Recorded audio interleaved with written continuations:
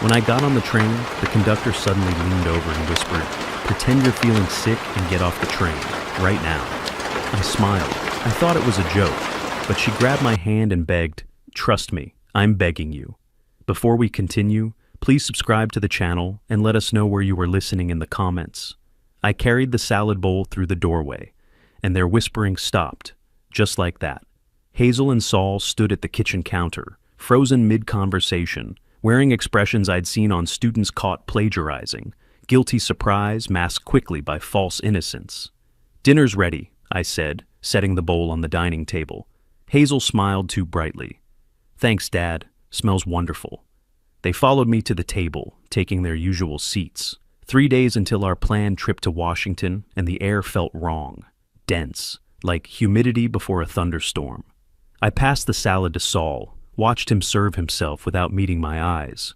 We ate in silence for several minutes, fork scraping plate, ice settling in glasses. The grandfather clock in the hallway marked time with its steady tick. Hazel kept glancing at Saul, some unspoken communication passing between them. Saul poured himself a second glass of wine, then a third. His shoulders loosened. He leaned back in his chair, gestured with his fork. "Well, soon there'll be changes around here," he said, voice carrying that edge of wine-fueled confidence. "We'll finally be able to live like real people, not like—" "Saul!" Hazel's interruption came sharp as a slap. She forced a laugh that sounded like breaking glass. "Dad doesn't want to hear about your boring job hunt." I set down my fork carefully. "What changes are you talking about?" Saul's face went blank. He drank more wine. "Nothing, just possibilities. Opportunities." "Opportunities for what?" Hazel reached across the table, her hand covering mine. Her palm felt clammy. "Dad, you're imagining things. We're just excited about the trip." Saul finally looked at me. "Yeah, just, stressed about money stuff. Nothing for you to worry about." But 35 years of teaching history had trained me to read between lines, to spot the gaps in narratives students hoped I wouldn't notice. And this narrative had gaps wide enough to drive a truck through. I withdrew my hand gently, finished my meal, excused myself to the study. The next morning, I woke before dawn. Sleep had been thin, restless. I pulled on my robe and descended the stairs, moving quietly out of old habit. The house still held its nighttime hush. I was halfway down the hallway when I heard Hazel's voice drifting from the study. The door stood slightly ajar, golden light spilling across the hardwood floor. "Just 2 more days." Her voice was low, controlled. A pause. "Then everything changes forever." I froze, coffee mug suspended halfway to my lips. Another pause. She was on the phone. "No, he suspects nothing. It'll look completely natural." My heart hammered against my ribs. The rational part of my brain scrambled for innocent explanations. But the analytical part, the part that had dissected historical conspiracies and political machinations for decades, was already assembling darker possibilities. The study door opened wider. Hazel emerged, phone pressed to her chest, and nearly collided with me. "Dad!" Her eyes went wide. "You're up early." "Couldn't sleep." I kept my voice steady, curious but not accusatory. "Everything all right?" She recovered quickly, tucking the phone into her pocket. "I was just talking to Rebecca about a surprise we're planning, for you, on the trip." "A surprise?" "Nothing big, just something special." She touched my arm, smiled. "Don't worry about it." She moved past me toward the kitchen, leaving me standing in the hallway with cooling coffee and racing thoughts. Over the next 2 days, I watched, not obviously, not confrontationally. Just observed the way I'd taught students to observe primary sources, carefully, looking for patterns, noting inconsistencies. Saul and Hazel huddled over his laptop in the living room that afternoon. I walked in carrying my book, intending to read in my armchair. The laptop snapped shut so fast the sound echoed. "Just checking train schedules," Saul said. "We already have tickets." "Right, just confirming times." The next day I found them in the kitchen, bent over papers spread across the counter. When I entered, Hazel swept them into a folder. "Boring financial stuff," she said. "Anything I should know about?" "Just organizing some documents, trip planning." But their body language told different stories. The way they sat too close, whispering. How they sprang apart when I approached, the papers hastily shuffled, screens quickly darkened. Each time, thin explanations about trip logistics or mundane household matters. I was a fool, or I was paranoid, or I was seeing exactly what my experience told me I was seeing. That final night before departure, I sat alone in my study. The 3 train tickets lay on my desk. Acela Express to Washington first class, departing 10:47 a.m. I'd paid for them myself, birthday gift to Hazel. She'd been so enthusiastic about a family trip, quality time together, quality time. I picked up the tickets, turned them over in my hands. I should cancel. Every instinct screamed warning. Something felt profoundly wrong with this entire situation. But running wouldn't give me answers. Confronting them directly would only make them defensive, drive whatever this was underground where I couldn't see it. I needed to know, needed to understand what was happening in my own house, with my own daughter, under my own roof. 35 years teaching students to analyze evidence and patterns. 35 years learning that when people act secretive, they have secrets. When they whisper and hide papers and shut laptops too quickly, they're concealing something they don't want you to know.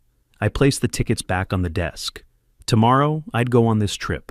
I'd create opportunities for real conversation, for clearing the air. Maybe I was wrong. Maybe stress and financial pressure had them acting strangely, and this trip would reset everything. Maybe. I packed my small travel bag methodically, each folded shirt, each rolled pair of socks, a deliberate exercise in convincing myself everything was normal, that I wasn't afraid, that I could trust my own daughter. I carried the bag downstairs and set it by the front door. The hallway was dim, lit only by the streetlight filtering through the window. The house was silent except for the clock and my breathing. From upstairs came muffled voices, Hazel and Saul talking behind their closed bedroom door. I stood at the bottom of the stairs, listening. Couldn't make out words, just the rise and fall of conversation, urgent and low. I stood there for a long time, hand on the newel post, staring at my packed bag in the shadows. Tomorrow would bring answers. I just didn't know how terrible those answers would be. The morning light streamed through the high arched windows of 30th Street Station, casting long shadows across the marble floor. The grand concourse echoed with announcements and the roll of luggage wheels. Business people hurried past. Tourists consulted phones. Families dragged sleepy children toward their tracks. I walked slowly, my small bag in hand, watching Hazel and Saul 20 feet ahead. They moved with purpose, almost urgency, glancing back occasionally to make sure I was following. "We should hurry, Dad." Hazel checked her phone again, the 4th time since we'd entered the station. "The train boards in 15 minutes. "Yeah." Saul's voice was quiet, tense. "Don't want to miss it?" I caught up to them at the base of the escalator leading to the tracks. "We have plenty of time. What's the rush?" Hazel's smile didn't reach her eyes. "Just excited, looking forward to the trip." But her hand gripped her phone too tightly.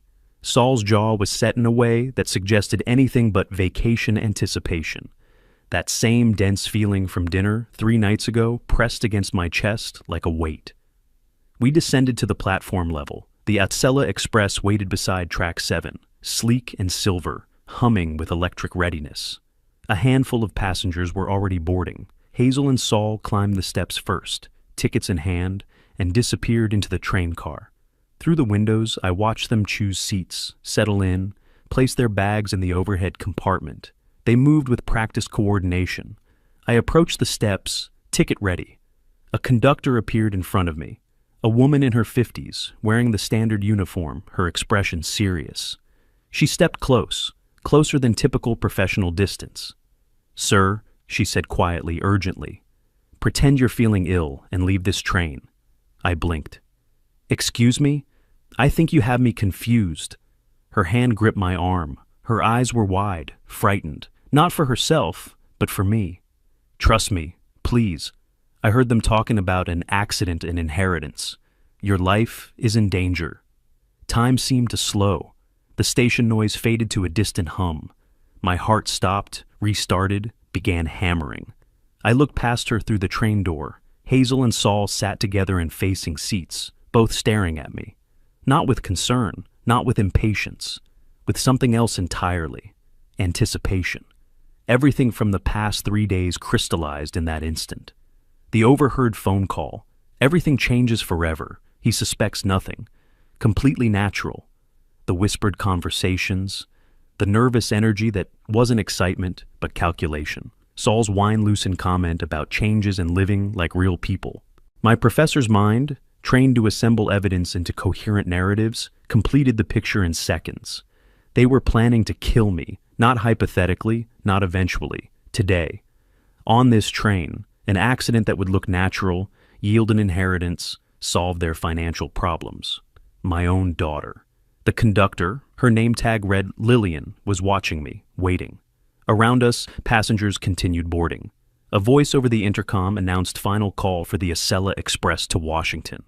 I had perhaps 30 seconds to decide. I clutched my chest, let my knees buckle slightly, grabbed the handrail for support. "Help!" Lillian's voice rang out across the platform. "Medical assistance needed." Passengers turned, station staff appeared. Someone steadied me from behind. Lillian supported my other arm, her performance convincing because her concern was genuine. Hazel jumped from her seat, rushed to the train door. "Dad!" I waved her back, my voice deliberately weak. "Go ahead, it's just stress. I'll catch the next train." "Dad, we should stay." Saul appeared behind her. His hand gripped her shoulder, firm and controlling. He leaned close, said something I couldn't hear. His face was unreadable.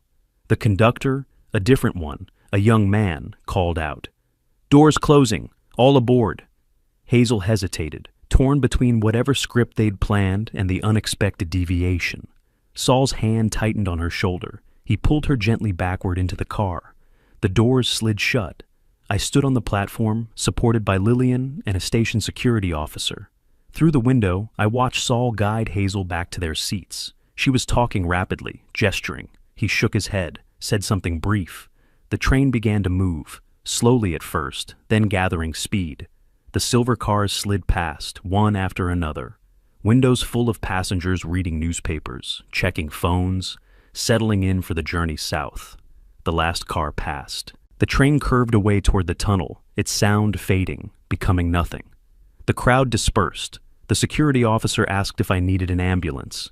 I assured him I was fine, just a moment of dizziness, probably didn't eat enough breakfast. He nodded, satisfied, and returned to his post. I was alone on the platform with Lillian. The silence felt enormous. "Are you really all right, sir?"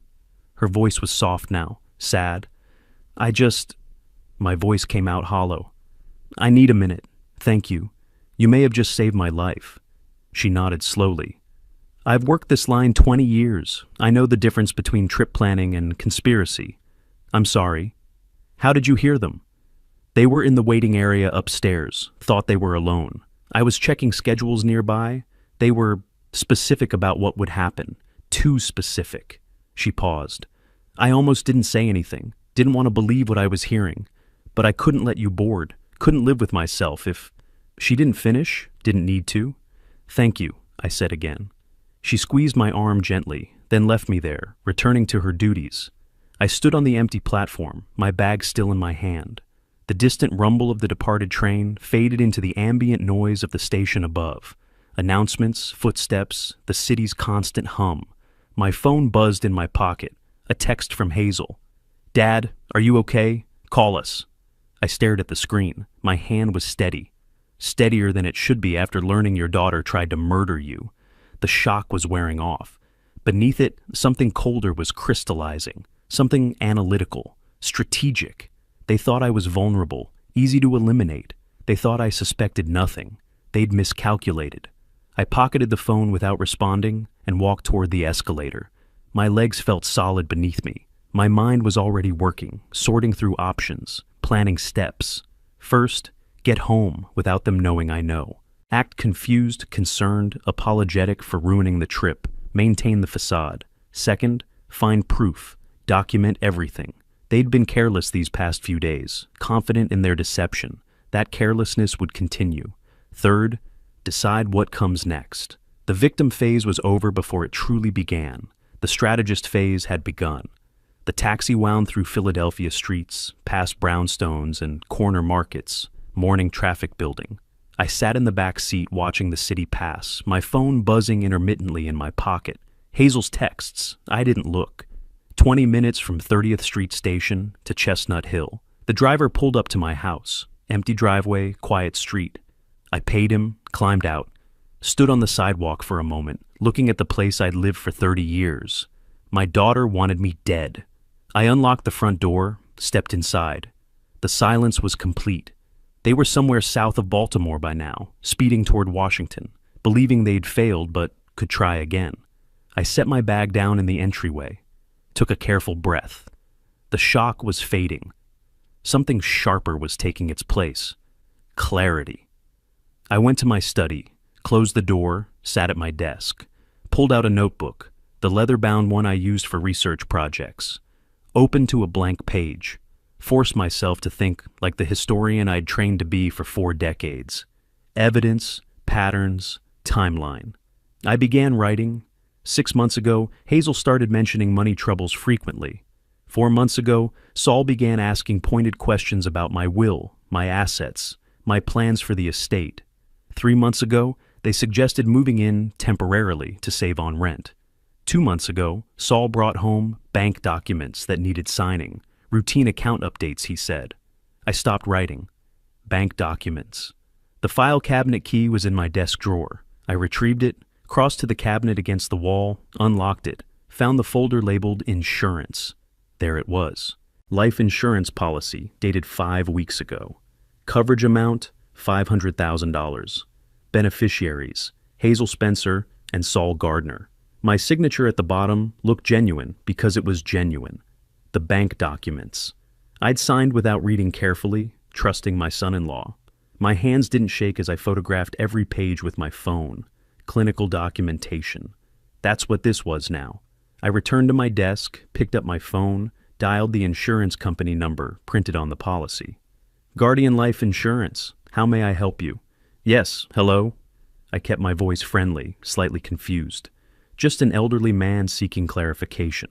My name is Morris Spencer. I have a policy with you, and I'm trying to confirm some details. My memory isn't what it used to be. Of course, Mr. Spencer. Let me pull up your account. Keyboard sounds. Yes, I have it here. Policy activated March 15th. $500,000 in coverage. Beneficiaries listed as Hazel Spencer and Saul Gardner. Is there something you'd like to change? No, just wanted to confirm the details. The premium was paid in full? Yes, sir. Annual premium of $8,400 paid in full on activation date. I thanked her, hung up. Pulled up my bank statements on my computer. March 16th, Saul withdrew $8,400 from my account. Transaction note, home repairs. No repairs had been done. I made a second call. Washington General Hospital. Good morning, this is Washington General.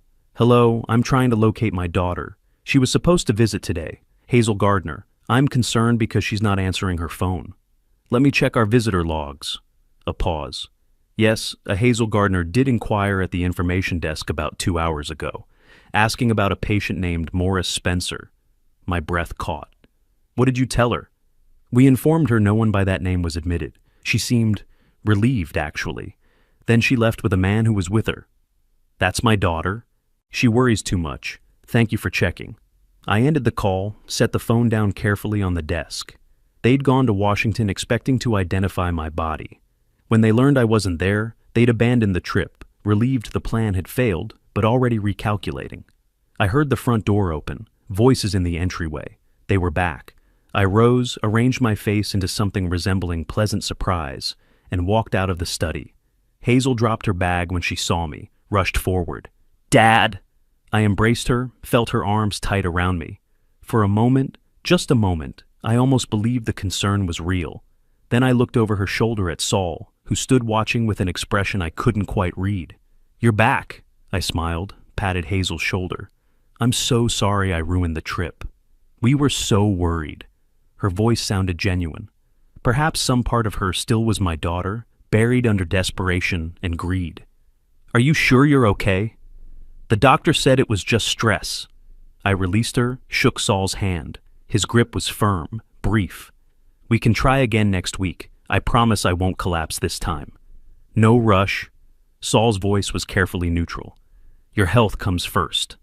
They exchanged a glance. Quick, but I caught it. The look of conspirators recalculating strategy. "I'll make some tea," Hazel said, heading to the kitchen. I retreated to my study, closed the door, stood with my back against it. They'd try again.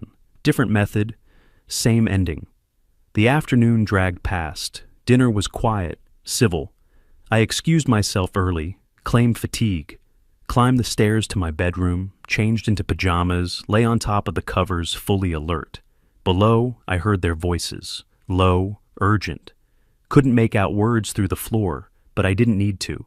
I stared at the ceiling in darkness, my mind working through options. The police. What would I tell them? My daughter helped me sign an insurance policy, and now I think she wants to kill me based on a conductor's warning? They'd call it elder paranoia, suggest counseling, maybe even suggest I was experiencing cognitive decline.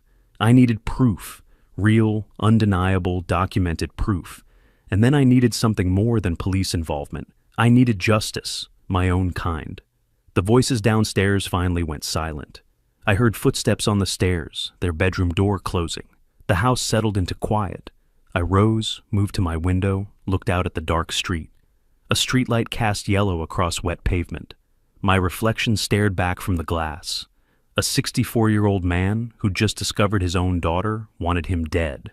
But the face looking back wasn't defeated. It was focused. Tomorrow I'd begin. Not as a victim.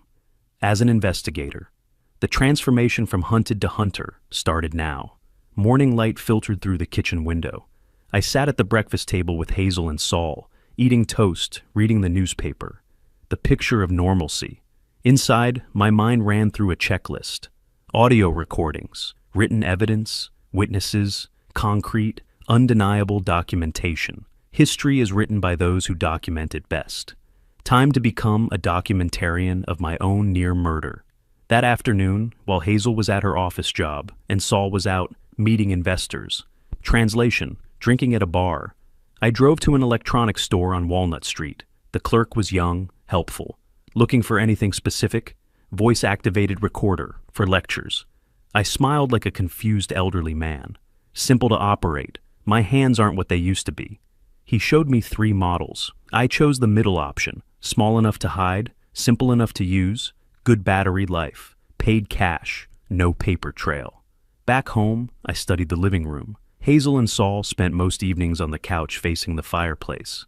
The bookshelf to the right of the fireplace held my old history texts, philosophy books, novels I'd collected over decades. I positioned the recorder behind a row of biographies, 3rd shelf from the bottom, tested the angle. The microphone faced the couch perfectly. That night, I activated it before heading upstairs, claimed fatigue again, settled into bed, and waited. 2 nights later, I retrieved the device while they were both out, brought it to my study, closed the door, connected headphones. Hours of silence, television sounds, mundane conversation about groceries, bills, weather. Then, at the 3-hour mark, Saul's voice cut through, sharp with anger. The old man survived. How did that happen? Hazel's response came nervous, defensive. Bad luck, bad timing. We need another approach, something at home, an accident on the stairs maybe. Old people fall all the time. Hazel quieter now. I don't know if I can... You want out of debt or not? Saul's voice turned hard. He's got almost $1 million in assets. He could live 20 more years. We don't have 20 years. Silence. Then Hazel. Okay, but we have to be careful. I listened to this section 3 times. Each playback hardened something inside my chest. 3 days later, Saul made a mistake. He left his phone on the kitchen counter while showering. I heard the bathroom door close, water running through pipes. 5 minutes maybe, 6 at most. My hands were steady as I picked up the device. No passcode. Arrogant fool. I opened his messages, scrolled, found a thread with someone named Mike. Messages from 2 weeks ago. Need your help with something. What kind of help? Old man problem. Elaborate? Make it look like accident, stairs or something. How much? Half the insurance payout if you help. I photographed every message with my own phone. Returned Saul's device to its exact position, screen dark, same angle on the counter. 10 minutes later, Saul emerged, hair wet, grabbed his phone without suspicion. I sat reading the newspaper as if nothing had happened. That afternoon, I called Amtrak's customer service line. I want to thank a conductor who helped me during a medical emergency last week. Is there a way to reach her? They connected me to her supervisor, who patched me through to Lillian Warner. Mr. Spencer. Her voice carried immediate concern. How are you? Are you safe? For now, I need your help, Ms. Warner.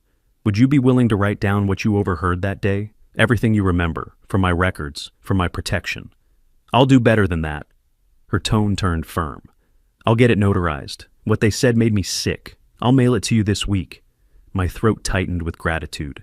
Thank you. You may have saved my life. You saved your own life by listening. Be careful, Mr. Spencer. Next, I needed professional verification. Proof of motive that would stand up under scrutiny. I searched the Pennsylvania State Licensing Database, found a private investigator with solid reviews and 20 years' experience. Called from a coffee shop payphone downtown. We met the following afternoon at a different coffee shop, corner table, away from windows. He was 50s, gray suit, quiet competence in his bearing. What do you need, Mr. Spencer?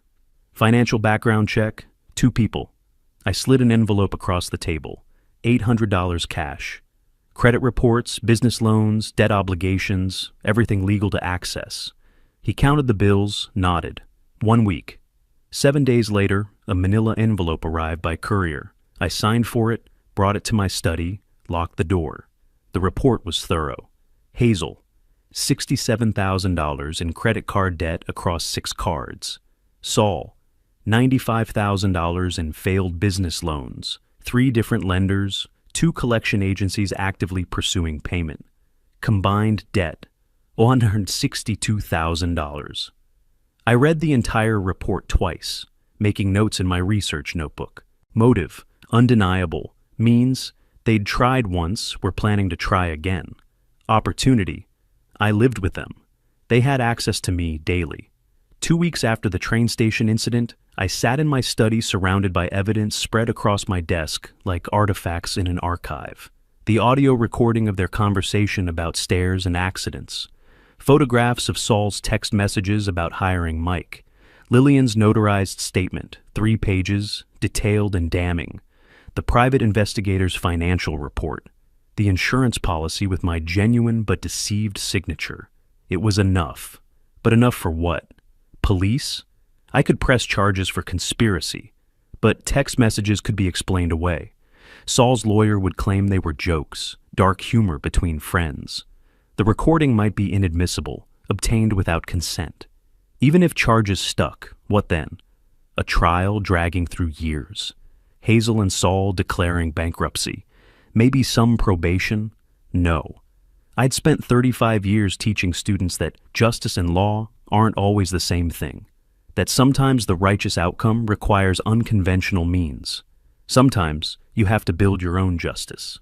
I opened my laptop, typed Pennsylvania state law into the search bar, page after page of legal text, revocable living trusts, beneficiary designations, estate planning strategies, probate processes.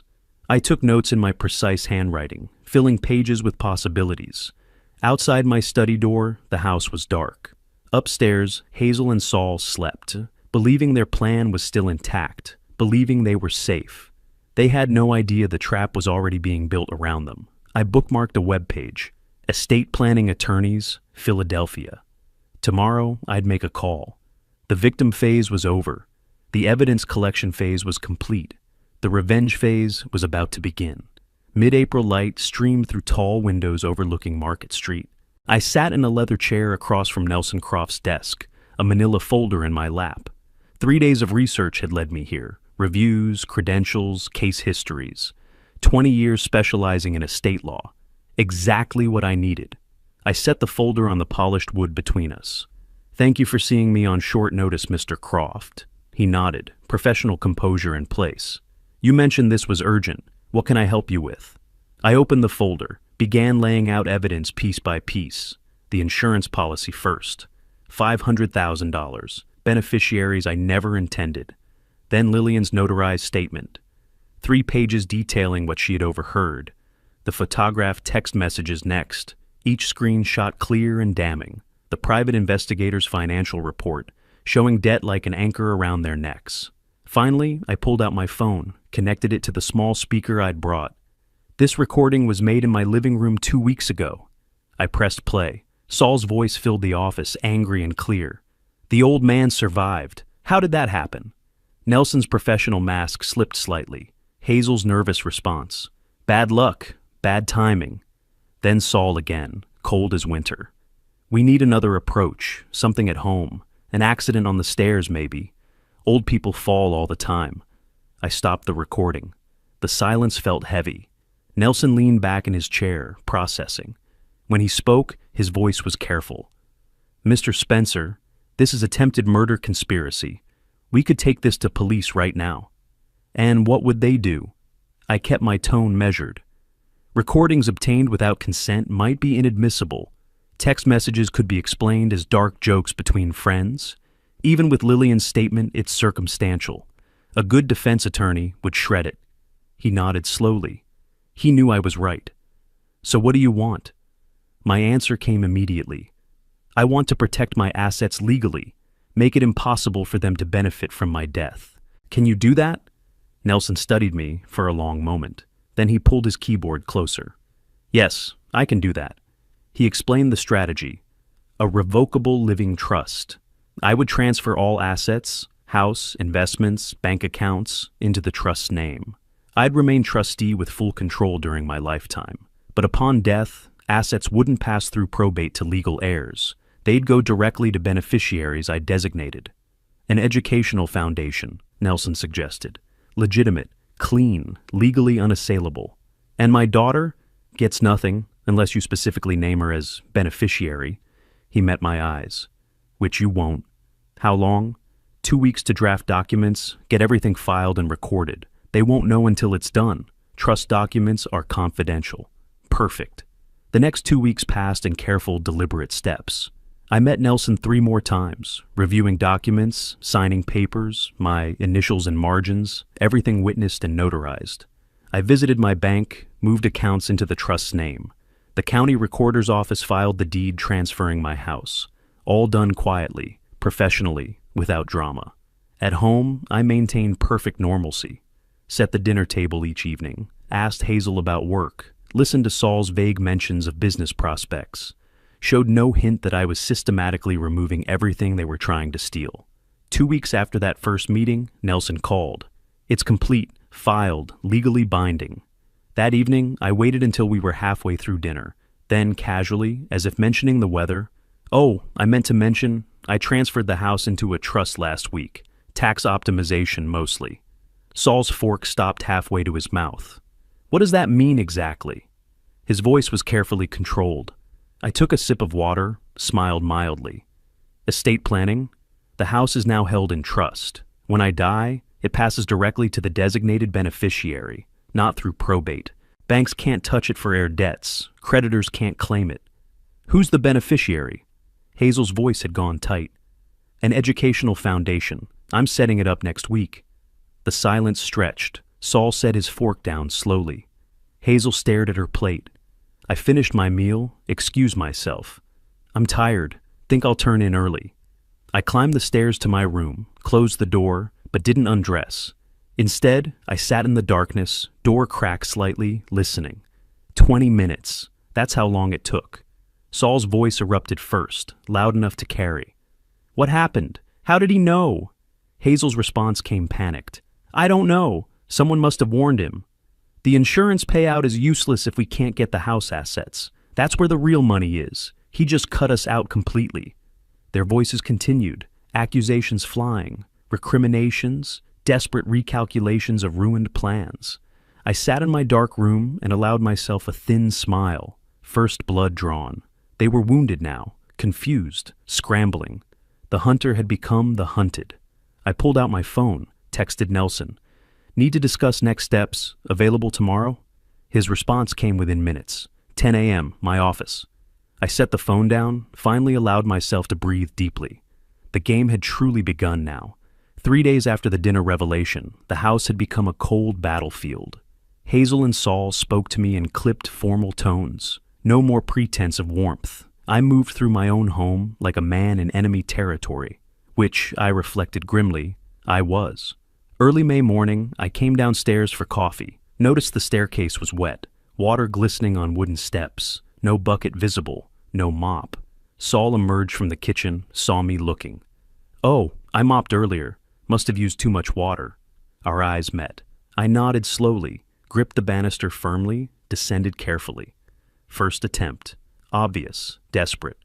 Over the next 2 weeks, the stairs were wet 3 more times. I started using the back staircase exclusively. Then Hazel began pushing vitamins. Special supplements she'd bought, she said, for my health and stress. She'd set them beside my breakfast plate each morning. Watch until I took them. "They'll help you feel better, Dad. You've been so tense lately." I swallowed them dutifully, thanked her, but something felt wrong. The nervous energy in her eyes, the insistence.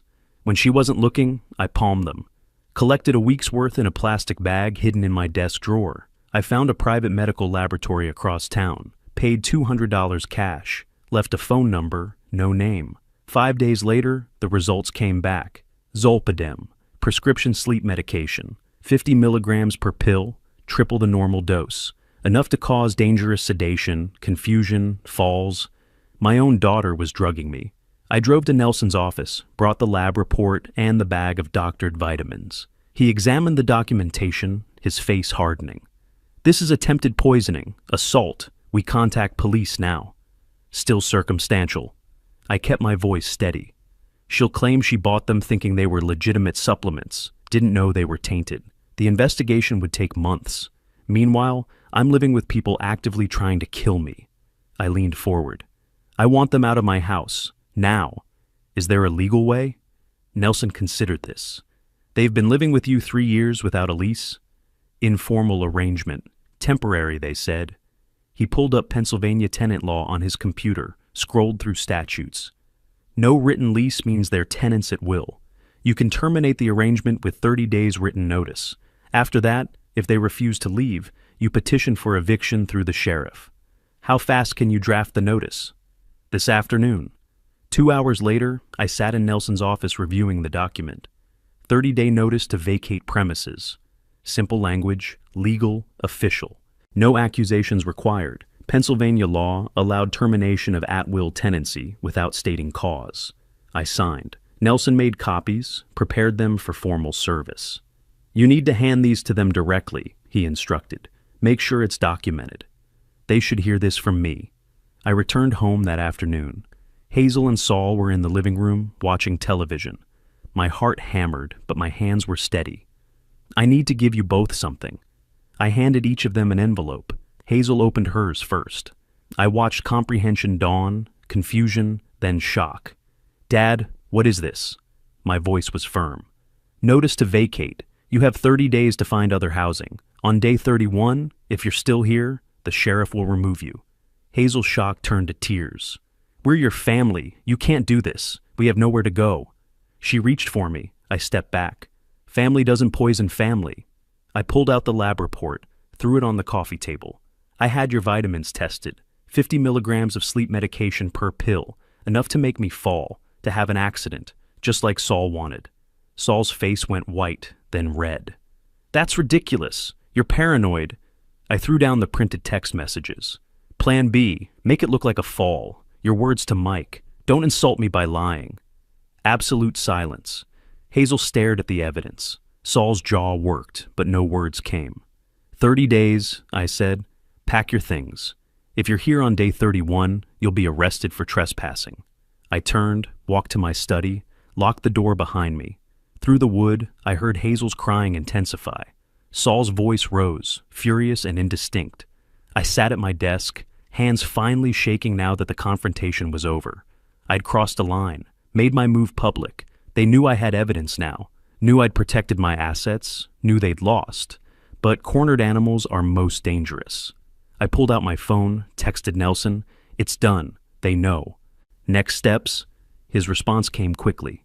Be careful next 30 days. Document everything. Call police if any threats. I typed back, understood. The next 30 days would be a siege. I looked at my study door, solid oak, good lock. For the next month, this room became my fortress. Outside, my daughter and son-in-law were planning their next move. So was I. Mid-June. 1 week before the eviction deadline expired. The doorbell rang while I sat in my study reviewing documents. A process server stood on my porch, official envelope in hand. I signed, closed the door, opened the envelope. Court petition. My blood went cold as I read the header. Petition for determination of incapacity, Morris Spencer. I scanned the text rapidly. Hazel Spencer and Saul Gardner were petitioning to have me declared mentally incompetent due to psychological disorders, paranoid delusions, and inability to manage affairs.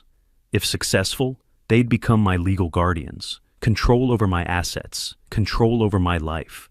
The petition claimed I'd exhibited erratic behavior, unfounded accusations against family, and irrational decision-making. 3 witnesses listed, all friends of Saul's, names I didn't recognize. Their affidavits described observing me making bizarre statements and appearing confused and disoriented. Complete fabrication, but official, filed, hearing date set for 10 days from now. Brilliant strategy, vicious execution. If they couldn't inherit naturally, they'd have the court grant them control while I was still alive. I called Nelson immediately. They're trying to have me declared incompetent. I scanned the petition, emailed it. 20 minutes later, he called back, voice tight with controlled anger. This is fraudulent witness testimony, potentially perjury, but we need to take it seriously. If the judge even partially believes them, they could get temporary guardianship pending evaluation. What do we need? Medical evaluation, full psychiatric assessment from a licensed professional, documentation proving you're completely competent. Before the hearing, Nelson arranged an appointment with Dr. Rebecca Chen, a forensic psychiatrist who specialized in competency evaluations. I met her the next day. Her office was professional, calm. She conducted a thorough assessment, cognitive tests, memory evaluation, psychological screening, questions about daily functioning. 3 hours. At the end, she reviewed findings with me, her manner professional but warm. Mr. Spencer, you scored in the superior range on all cognitive measures, memory, judgment, reasoning, all excellent. There's absolutely no indication of mental illness, dementia, or impairment. Relief washed through me. Can you document that for court? I'll have my written report ready in 2 days. Nelson and I spent the next week preparing, not just Dr. Chen's evaluation, but everything I'd gathered. The audio recordings, the text messages, Lillian's statement, the lab report on the doctored vitamins, the fraudulent insurance policy. They want to paint you as paranoid? Nelson's strategy was clear. We'll prove you had legitimate reasons for every action. We'll prove they're the dangerous ones. The hearing took place in family court. Hazel and Saul sat with their attorney, a young man who looked increasingly uncomfortable. Nelson and I sat across the aisle. Judge Patricia Warren, stern in 60s, reviewed the petition. Counselor, present your case. The attorney called Saul's friends. Under questioning, their testimony crumbled. They'd met me twice, briefly. Their descriptions of my erratic behavior were vague, unconvincing. Then Nelson presented Dr. Chen's evaluation. Comprehensive, professional, devastating. Judge Warren read it carefully, her expression hardening. But Nelson didn't stop there. Your Honor, with permission, I'd like to present additional context. She nodded. He played the audio recording. Saul's voice filled the silent courtroom. An accident on the stairs. Old people fall all the time. Presented the text messages about hiring someone for Plan B. Shared Lillian's notarized statement. Showed the lab report proving the vitamins contained dangerous sedatives. The silence was absolute. Judge Warren's face transformed from neutral attention to open disgust. This petition is not just unfounded, it's malicious. It wastes this court's resources. She paused, looked directly at me. Mr. Spencer, you have grounds for criminal charges. I encourage you to consider it. Thank you, Your Honor. I'll consider my options. Petition denied. Outside, Nelson and I stood in June's sunshine.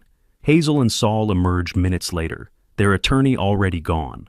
Hazel wouldn't meet my eyes. Saul's face was crimson with fury and humiliation. They walked to their car without speaking. Do you want to pursue criminal charges? Nelson asked. The judge practically invited you to. I shook my head slowly. The legal system is too slow, too uncertain. I have something better. That evening, I returned to my empty house. Tomorrow was their final day. They'd be gone. But the revenge was far from complete. I sat at my computer, began searching. Inheritance Advance Loans, Pennsylvania. Credit applications using relative's address. Financial fraud reporting. My fingers moved across the keyboard with purpose. They'd tried to destroy me, legally, financially, physically, failed at all three.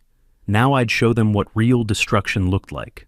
Not through violence, through information, through exposure, through the systematic collapse of every lie they'd built their borrowed lives upon. I opened a new document, began making a list. Justice, I'd learned, isn't about revenge. It's about consequences. And consequences were coming, early July, 3 days after they moved out. I sat at my desk, reviewing financial records obtained through Nelson, public documents, credit reports, court filings, looking for vulnerabilities, pressure points, ways their desperation might have left them exposed. Then I found it. A loan document from Heritage Trust Bank, filed as public record. Loan type, Inheritance Advance, $45,000. I stared at this. Saul had borrowed against my estate, against money he assumed he'd receive when I died. The audacity was breathtaking. The vulnerability was perfect. I called Nelson. Saul took out an inheritance advance loan, $45,000 borrowed against my estate. Silence. Then, can we notify the bank he won't inherit anything? That's exactly what I want to do. The bank will demand immediate repayment, alternative collateral. He'll have no way to pay. My voice was cold. Good. Nelson drafted a formal letter with supporting documents. My trust showing the educational foundation as sole beneficiary. Legal statement that Saul Gardner would inherit nothing. Heritage Trust Bank received it within 2 days. Their response came fast. A demand letter to Saul. The inheritance securing his loan no longer existed. Therefore, the loan was in default. Immediate repayment of $45,000 required, or alternative collateral within 15 days. I received a courtesy copy. Saul had nothing. No assets, no collateral, just debt. The bank would sue, win judgment, pursue wage garnishment, first domino falling. While researching Saul's finances, I noticed something else. Hazel's credit report showed multiple cards issued in the past 2 years, all listing my Chestnut Hill address as her residence. High limits, $15,000, $12,000, $18,000. She'd used my address to appear more creditworthy, to suggest she lived in an expensive house. The credit companies granted higher limits based on this false information. Credit application fraud. I documented everything. Applications showing my address, eviction notice proving she hadn't legally lived there, my statement that I'd never authorized use of my address. Through Nelson, I contacted Chase, Capital One, and Citibank. Provided documentation showing fraudulent address usage. The companies investigated rapidly. Credit fraud is serious. Within 10 days, all three sent Hazel letters. Her limits were reduced to reflect actual financial situation. And, due to fraudulent application information, they were accelerating payment schedules. She must pay $28,000 total within 30 days, or face default judgments. She didn't have $28,000. She barely had $800. The calls started arriving. First Hazel, voice tearful. Dad, please, the bank is suing Saul. My credit cards are demanding money we don't have. We're drowning. Please, I'm sorry. We're sorry. Just help us. I didn't answer. Let it go to voicemail. Then Saul, voice harder. Morris, you're killing us. You've made your point. Now fix this. Call off the banks. I deleted the message. More calls followed over the next week. Pleading, angry, desperate, manipulative. I ignored them all. They'd tried to kill me. Tried to steal my life's work. Now they were experiencing consequences. I felt no sympathy. Late July evening, I heard pounding on my front door. Loud, aggressive. I looked through the window. Saul, clearly intoxicated, flushed and swaying. Morris, open up! You're going to fix this. I didn't open the door, called 911 instead. There's an intoxicated man threatening me at my front door. Saul continued yelling, pounding. You can't do this. You're destroying us. I'll make you... He didn't finish the threat. Police arrived within 8 minutes. I provided documentation, the eviction, the court case, the threatening voicemails. Officers removed Saul, who was belligerent and threatening. "You should get a restraining order," one suggested. "I'll file tomorrow morning." Next day, Nelson and I went to court for an emergency protection from abuse order. I presented evidence: Saul's late-night visit, threatening statements, voicemails, the history of attempted harm. The judge granted a temporary order immediately. Saul must stay 500 feet away from me, my home, my property. Violation meant immediate arrest. The order was served on Saul that afternoon. I returned home, finally feeling secure. My house was mine again. My assets were protected, and my enemies were systematically destroying themselves through the weight of their own lies and debts. That evening, I made myself dinner in the quiet house. The silence felt different now, not empty, but peaceful. My phone sat on the counter, face down, still receiving calls from blocked numbers. I didn't check them. Outside, July sun set over Chestnut Hill, casting long shadows. I ate slowly, thinking about Hazel and Saul across town, drowning in debt, facing lawsuits, legally prohibited from approaching me. None of it was revenge. It was simply exposure. I didn't create their debts, didn't forge credit applications, didn't lie to banks about expected inheritance. I merely revealed the truth. They built their lives on lies and theft. I just removed the foundation. But something still nagged at me. They were suffering financially, yes. Legally restrained, yes, but still free. Still able to spread their version of events. Play victims. There was one more move to make, one final piece. Tomorrow, I'd call Nelson. The endgame was approaching. Early August, 2 weeks after the restraining order, an email arrived with the subject line, "Interview request, family dispute story." I opened it. A tabloid journalist wrote that he'd been contacted by Hazel Spencer and Saul Gardner regarding elder financial abuse and wanted my comment before publication. The email included their pitch. "Our elderly father has become paranoid and vindictive, cutting us off financially and using the legal system to punish us for imagined slights." Cold fury settled over me. They were rewriting history, painting themselves as victims, trying to destroy my reputation before I could destroy theirs. I forwarded the email to Nelson immediately. Within an hour, he called back. "They've contacted at least 3 outlets, 2 tabloids, and 1 local news station. They're positioning themselves as victims of elder abuse reversal, claiming you fabricated everything." His tone was grim. "If even 1 outlet publishes their version without fact-checking, it damages your reputation. We need to act preemptively." We spent the next 2 days assembling a comprehensive media package. Everything documented, organized, irrefutable. Audio recordings of Saul planning accidents. Text messages about Plan B. Lillian's notarized statement about overhearing murder conspiracy. Lab reports showing poison vitamins. The fraudulent insurance policy. Court documents from the dismissed incompetency petition. Judge Warren's statement calling their petition malicious. Nelson added a cover letter. Hazel and Saul attempted to murder Morris Spencer for inheritance. All evidence legally obtained and verified by courts. The package was devastating. Nelson contacted every media organization they had approached, plus the Philadelphia Inquirer's investigative desk. Each received the complete documentation with a simple message. Before publishing anything regarding Morris Spencer and his family, please review the attached evidence. The effect was immediate. The tabloids dropped the story. Too much legal liability. The TV station sent a polite decline. But the Inquirer's investigative reporter, Sarah Martinez, called Nelson. She wanted to write about it from the truth angle, inheritance murder plots, and how one man protected himself.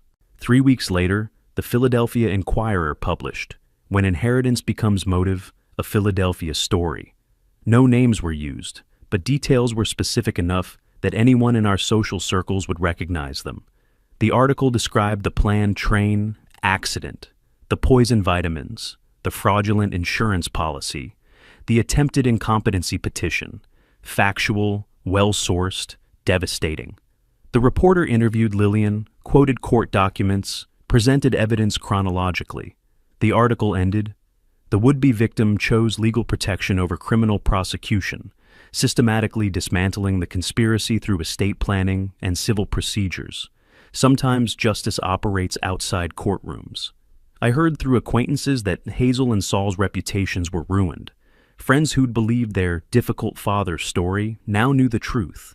Former associates distanced themselves. Saul's remaining business contacts disappeared.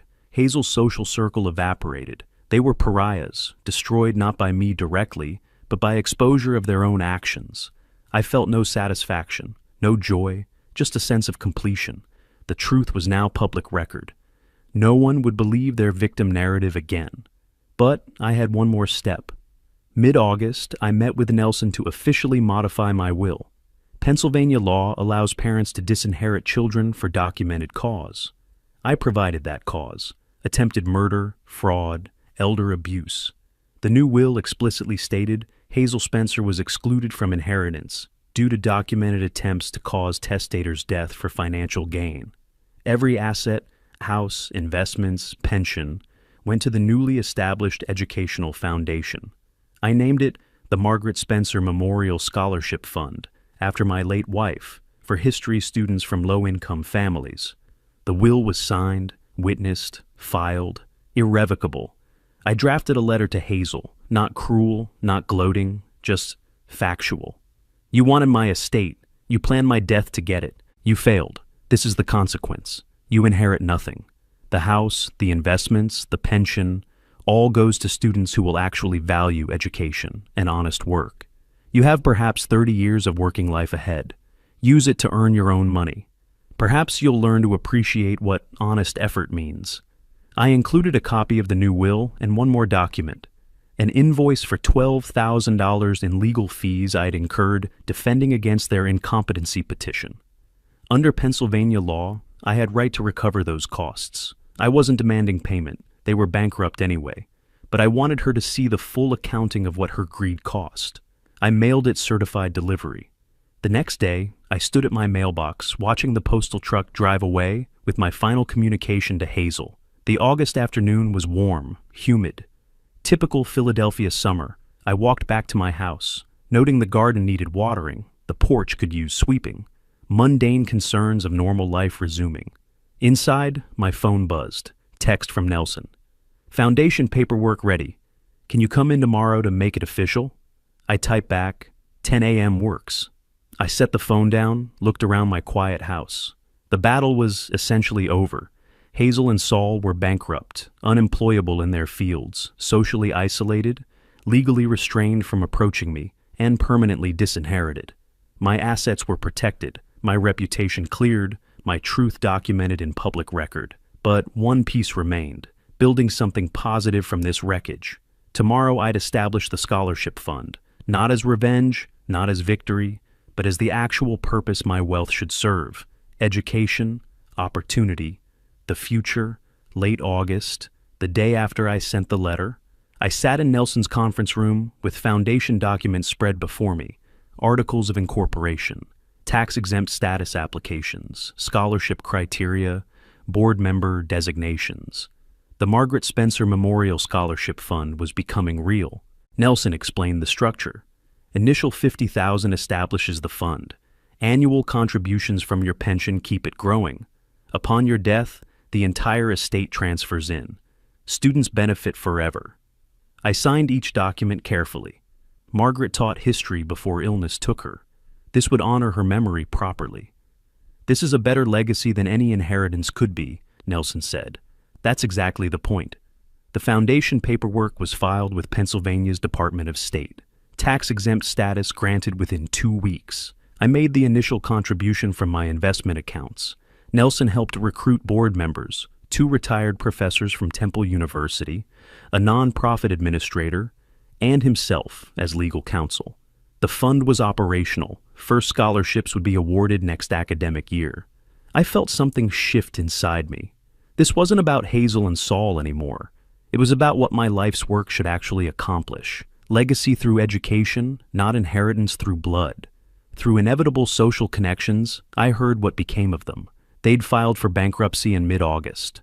Chapter 7, Total Liquidation. The court allowed them to keep basic necessities: old car, clothing, minimal household items. Everything else liquidated to pay creditors. They were living in a small apartment in a rough neighborhood, far from Chestnut Hill. Saul worked at a warehouse, loading trucks. Hazel worked as a cashier at a discount store, their debts restructured into a 7-year payment plan. Between bankruptcy and ruined reputations, they'd lost everything. The house they coveted, the money they schemed for, the social standing they pretended to have, any hope of easy wealth. I felt no triumph, just recognition that consequences had arrived. Early September, I invited Lillian Warner to a coffee shop near 30th Street Station. We hadn't seen each other since the courthouse testimony months ago. She arrived in casual clothes, between shifts. "You saved my life that day," I told her. "Without your warning, I'd have been on that train. Whatever they planned would have worked." She was modest. "I just couldn't stay silent. What I heard was wrong." I slid an envelope across the table. Inside, a check for $5,000. "You risked your job, your safety, to warn a stranger. This isn't payment, it's gratitude." She started to refuse, but I insisted. "Please, you gave me something priceless. Let me give you something practical." She accepted tearfully. First week of September, my phone buzzed during breakfast. Unknown number. The message: "Dad, I'm sorry for everything. I know this doesn't fix anything, but I needed to say it. H." I read it twice. My finger hovered over the reply button. I thought about everything. The whispered conversations, the poison vitamins, the wet stares, the insurance policy, the attempted incompetency petition, the media manipulation. I thought about the daughter I raised, the woman she became, the choices she made. I set the phone down without responding. The apology might be genuine, probably was. Desperation often births sincerity. But apologies made after consequences arrive aren't really apologies. They're regrets at being caught, remorse at outcomes, not actual change of character. If she'd been sorry when she planned it, she wouldn't have acted. The time for sorry was before, not after. I walked through Chestnut Hill on a clear September morning. The neighborhood I'd lived in for 30 years looked different now, brighter somehow. Neighbors waved, shopkeepers greeted me. Some probably read the Inquirer article, connected the details. But I saw respect in their eyes, not pity. I'd protected myself, fought back legally, properly, successfully. My phone stayed in my pocket, Hazel's text unanswered. Maybe in years she'd understand why, maybe not. It wasn't my concern anymore. Back home, I made coffee, sat on my porch. The September air was crisp, autumn approaching. I thought about the past 6 months, the train station warning, the evidence gathering, the legal maneuvering, the financial exposure, the media battle, the final disinheritance. I could have died. Instead, I built something. Not just protection, purpose. The scholarship fund would outlive me, help students I'd never meet, honor Margaret's memory meaningfully. Hazel wanted my estate. She got nothing. But the estate itself would matter now, educating the next generation of historians. Justice isn't about revenge. It's about right outcomes, setting things straight, ensuring actions have appropriate consequences, and good resources go to good purposes. I finished my coffee, rinsed the cup, prepared for my day. Lunch with an old colleague, foundation paperwork to review, groceries to buy. Normal life resumed. My phone was on the counter, Hazel's text still unanswered, and it would stay that way. I'd learned something through all this. Fairness doesn't arrive uninvited. Justice doesn't come automatically. Sometimes you have to build it yourself, brick by brick, decision by decision, consequence by consequence. I built mine. The house was secure, the assets protected, the guilty faced results, the innocent, students needing help, received benefit, balance restored. I picked up my car keys, headed out into the September morning. The story was over. My life continued. And that, I reflected, was the truest victory of all. If you like this story, please like this video, subscribe to the channel, and share your impressions of this story in the comments. To listen to the next story, click on the box on the left. Thank you for watching.